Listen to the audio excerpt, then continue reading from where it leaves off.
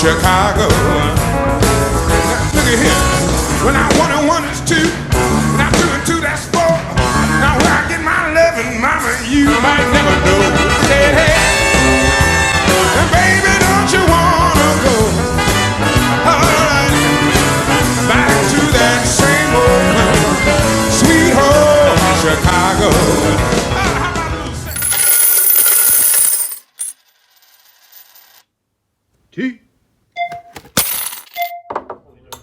Hello, Silver fans. This is T, and you're in the place to be for Silver education, acquisition, and entertainment. Hey, how about that opening? Hope you enjoyed it, and if you did, please give a thumbs up to show your appreciation. And if you like coin shop videos, be sure to subscribe. All right, hey, Russ. Hey, thanks for having me back to your shop here. It's quite an honor. Always, T. Now, numismatics, I know that is your forte. What kind of cool stuff you got in the shop today, man? One of my real big projects here, and one of the things that I'm really passionate about is education and educating the public and all that kind of stuff. When I came in, I took over our collection of counterfeits that have come in. And those every coin shop has a box full of counterfeits. We bought probably $200-300 silver dollars, and we're handling them one-on-one and stacking them, and we're buying them by the grade and condition. But then later, when we were clearing off the counters, one struck my attention because of the sound. It completely sounded wrong, and I knew it was bad right when I saw it. So I put it aside, went back and looked at it, and you're right. They made it look as if it had been around for 100+ years. It happened to be a peace dollar, but we keep those things, I wouldn't say as trophies, reminders of we call it the box of shame, like shame on us, so yeah. But we try to keep that box as light as possible. I hear you. Overhead. This is an example of things that people have unfortunately bought. They got them online, and they probably thought they were getting a really, really great deal. That's a lot of stuff. Yes, and we have a lot. Okay. I've pared down a lot of it to the good stuff that is interesting or really educational. So they kind of come in two flavors. The one flavor that is really great for education is a lot of the stuff that's been produced to deceive collectors. So I have a lot of like 09S VDB fakes, 16D Merc fakes, things like that. And then the other piece of that is something that I recently got into myself collecting wise, which is contemporary counterfeits. Okay.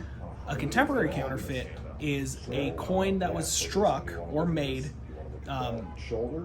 contemporary to the time. So it was actually used to fool people in that time. So it was a true counterfeit, like counterfeiting a $100 bill today. Okay. And those are actually incredibly collectible. It's a new kind of thing coming out. Yeah. Okay. So what do you mean, like quarters from the 1950s, or so there are some of those people would have spent? Yeah. So probably the most famous example would be like the Henning nickel. And this guy just made batches and batches of nickels, and he was able to spend them, and you can still find some even in circulation today. Out of his house? Out of his house, yeah. Okay. But a lot of the stuff that's really popular right now are contemporary counterfeits from the 1800s. Okay. So that includes a lot of stuff like bust half dollars, even gold pieces. Okay, so something somebody would have walked into a saloon with and flicked up on the countertop. Exactly. I mean, you take in a 50-cent piece and you buy a 5-cent drink, and hopefully you get 45 cents back in good money. Was kind of the thought behind it. But what's even more interesting about contemporary counterfeits is the good ones are struck from handmade dies. Okay. So basically, you had to have an artist who would be able to engrave a die and actually make it look halfway decent, like a real U.S. coin. Okay. Back in those days. But yeah, exactly. 100 years ago. Yes. There's no computers. There's no assisted with it. It's all done by hand, and some of them are really spectacular and really well done. Okay. And some of them aren't. Okay. But they're all really interesting. And so that is becoming something that's collectible. Yeah, absolutely. There's always Kind been of like the hobo nickels, yeah, just something. yeah. There's always been a small kind of niche community for it, but a friend of mine, Winston Zach, wrote a book called Bad Metal about 2 years ago, and that is his passion, is contemporary counterfeits. Okay. And he has started cataloging so many of them that it's starting to gain a little bit more popularity. For a long time, it wasn't really. It was kind of kept in the dark in the hobby because it was, what do you do with these things? Yeah. They're fake. You can't really sell them to the general public because then you're going to get into all kinds of trouble of, you're selling me a fake coin, Right. but I know it's a fake coin too. So it's something that's taking off a little bit more. There's a lot more interest in it because it really is part of just the history of numismatics in America, because a lot of these coins were created at a time where there was no small change. Okay. People were hoarding their coins. Okay. Especially like during the 1830s, during the hard times, during the Civil War, things like that. Okay. And so there really are stories of these coins being used and accepted, even though people knew they were fake because Really? there was nothing else to use. So, people hearing this and who haven't been educated about this new area of collecting, 10 years from now it might be totally mainstream and just like a whole nother, you might have a whole case full of these things, but for right now people could be getting in ahead of the curve if this sounds like something they're interested in and Absolutely. they get into it. Yeah, absolutely. I mean, it's not a terribly expensive thing to get into. There are some really expensive ones, just like everything else, but I mean, there are stuff that can be had for as little as 25, 30, 50 bucks. Okay. And there's just such a wide variety in it. It really does run the gambit from just brilliant pieces that are really good and just really, really ugly ones. Now, some of these forgers would probably be rolling in their graves to find out that the stuff that they made to fool people is going for a chunk of change nowadays, 100 years They later. probably would. Well, I can't wait to see some of that. What do you have first there? Yeah. So right now, let's see. So a really, really popular subject for contemporary counterfeits were bust half dollars. Okay. So I've got a couple. So this is actually a matched pair. They came from the same dies, and they're made out of a composition of like German silver, which is a lot of nickel, things like that. There's no real silver in it. Okay, let me take a look at those. And as you mentioned, a pair of busts here. A couple of my less mature viewers might get a giggle out of that one. But you know what I'll do is I will definitely, I think the format would be easier just to show the photos. Yeah, I'll get you some pictures. Yeah. So those are actually pretty decent ones, and then I have stuff like this that is far less than good. Maybe in a smoky saloon right before the Civil War, it might fool somebody, but looking at it, What is it? So this is an 1836 bust half dollar, and it's also made out of German silver, which is a composition of zinc, nickel, and copper. So then I've actually got a couple really neat gold pieces. So it's a lot trickier to pass off gold than it would have been, a half dollar, because that's some real spending money, especially, in the 1840s through the 1860s. Probably one of my favorite ones, though, is this one here, and it's a fake $3. And it's kind of made of that same German silver. It's an 1855 $3 piece. And basically what they would do is they would plate it or they would gilt it. And this one has had all of its gilting rubbed off. What is gilting? So gilting is just another process to basically make it look gold. It's like a wash, essentially. Okay. This is a 1851 $2.50 struck out of brass. So again, it's not something that would really hold up to a discerning eye, but maybe have the opportunity to pass it.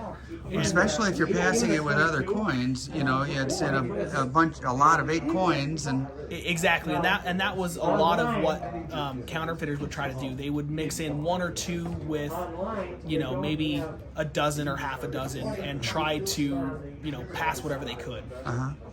There's also things like, so these are die-struck counterfeits. So these are, made from handmade dies. But there's also a lot of cast counterfeits, which are very, very crude. But they serve the same purpose. They're just not as valuable to a collector because I can churn out cast count. You can churn out cast counterfeits basically, in no time at all. These took actual workmanship and real skill to make, which is what makes them really interesting. Are these part of your personal collection, or are these for sale in the shop, or do you have any for sale? I don't sell contemporary counterfeits out of the shop. Okay. It's still a little risky. I keep this stuff more for education, and it's a big piece of numismatic history that I think hasn't been explored a whole lot in the mainstream. So I really love showing them off. When people come in that are numismatic minded, explaining a little bit. Kids love them. So it's just a really neat piece that I keep kind of in our archives. Okay, cool. All right. That is quite the education, and I appreciate you not only educating me, but my viewers as well. And I certainly appreciate the time. The shop is hopping. People, it's just been a steady stream, man. Is it like this all the time? Generally it can be. Fridays are usually a little bit better. As soon as the weather turns any bit nice and people are actually downtown, it starts getting popping a little bit. Yeah, the sun's shining. People are out and about on the street, and they're certainly stopping in here. That's They sure for are. sure. Have you guys gotten any crazy antique stuff lately? I know last time I was here, you showed me some stuff that blew me away. So not particularly. We're in the middle of our bid buy sale, which is what we're known for. Okay. And that has all of our antiquities and a lot of our ancient stuff upstairs.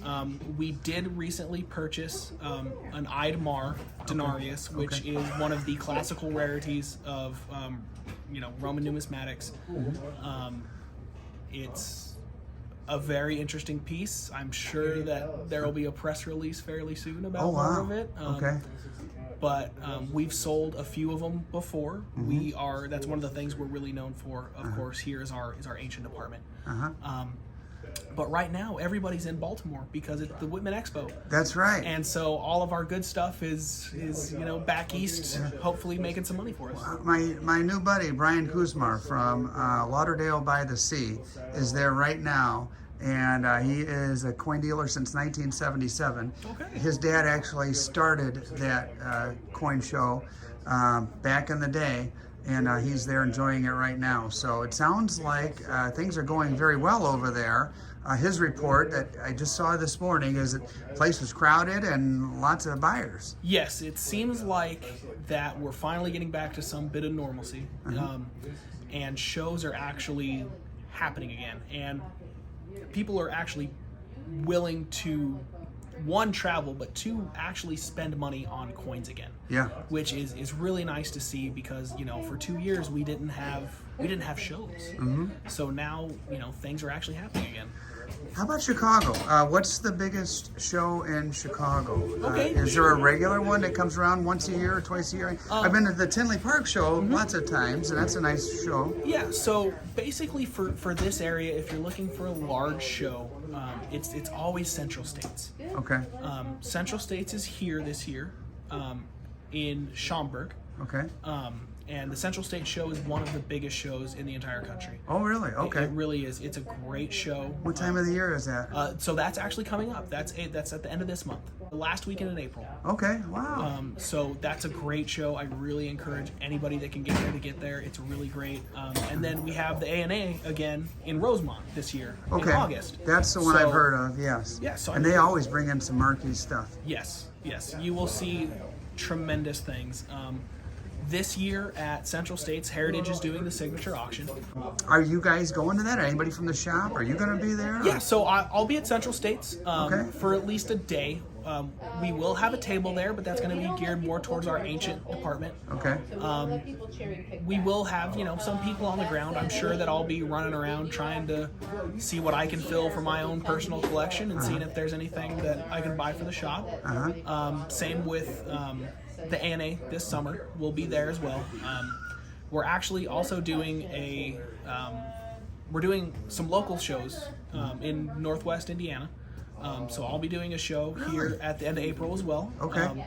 I'll be there with a lot of our inventory. We're really trying to kind of expand and get back out there now that everybody's actually open again. Okay, wow. What's the one in Northwest Indiana? So it'll be in Crown Point. Okay. It is the Goodfellow Show. Oh, at St. Matthias Church? At St. Matthias Church. Okay. On April 27th. All right, I'll put the details in the video description. Well, I'll tell you what.